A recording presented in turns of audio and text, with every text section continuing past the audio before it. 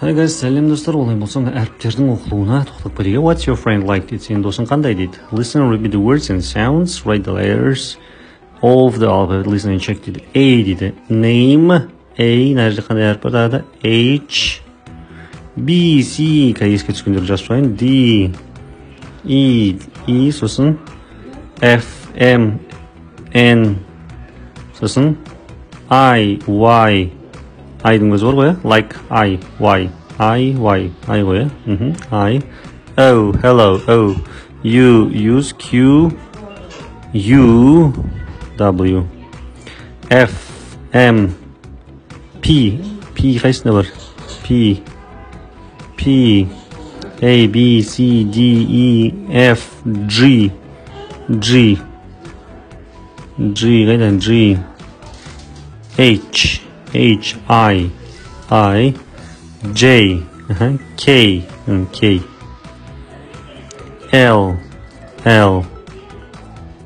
M, N, O, P, Q, R, қайда R, міне, R, S,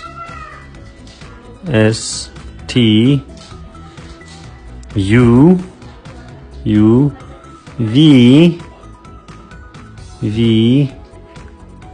қана V нәрсеге болыр қой, P, V, egg, P, V'ді қай қойымыз? V, осы болыр қой, D, B, C, D, E, P, G, T, P, G, дұрысмай қалды, V бол керек, сонда дұрыс болады. A, B, C, D, E, F, G, H, I, J, K, L, M, N, O, P, Q, R, S, T, U, V, W, X, Y, Z. V әрпін яқа қостық. Бәрекелді, олай болса видеоны аған болса лайк басып, міндетті түрде фок өткізіп, тіркеліп кетіңіздер. Және де ағылшын тілін нөлден бастап дамытқыларыңыз келсе, біздің онлайн курсқа жазылсаңыз болады.